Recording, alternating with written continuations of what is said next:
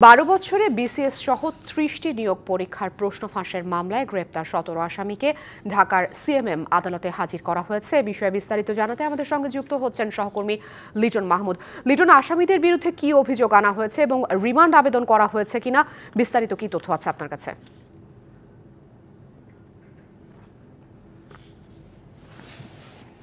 এর আগে যেমনটি বলছিলেন, বিসিএস ক্যাডার যে পরীক্ষা, সেই পরীক্ষায় গত এক যুগ ধরে একটি চক্র প্রশ্ন ফাঁস করে আসছিলেন এবং শুধু বিসিএস ক্যাডারের সেই পরীক্ষাই নয়, এর সঙ্গে সঙ্গে অন্যান্য যে সকল পরীক্ষা রয়েছে গুরুত্বপূর্ণ সরকারি নিয়োগের ক্ষেত্রে, সেই সকল পরীক্ষার প্রশ্ন তারা ফাঁস করছেন বলে এমন অভিযোগ রয়েছে। এই অভিযোগে যে 17 জনকে গ্রেপ্তার করা হয়েছিল, তাদের আজকে ঢাকার যে সিএমএম আদালত রয়েছে সেখানে আনা হয়েছে। এই মুহূর্তে 10 জনকে ঢাকার সিএমএম আদালতের যে হাজতখানা অর্থাৎ রয়েছে সেখানে তাদেরকে রাখা হয়েছে।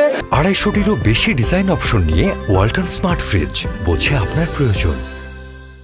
আর বাকি 7 জনকে সরাসরি ম্যাজিস্ট্রেটের কামরায় 164 দেওয়ার যে আবেদন, সেই আবেদন দিয়ে সেখানে ম্যাজিস্ট্রেটের খাস কামরায় উঠানো হয়েছে। এবং আমরা যতদূর আদালত সূত্রে জানতে পেরেছি, আদালতের মাধ্যমে সেটি আমাদেরকে যেমনটি জানিয়েছেন, যদি তারা যে আবেদনটি দিয়েছেন স্বেচ্ছায় আদালতের কাছে এই 7 জন 164 ধারায় স্বীকারোক্তিমূলক জবানবন্দি দেন, সেক্ষেত্রে ম্যাজিস্ট্রেট তাদের জবানবন্দিটি গ্রহণ করবেন।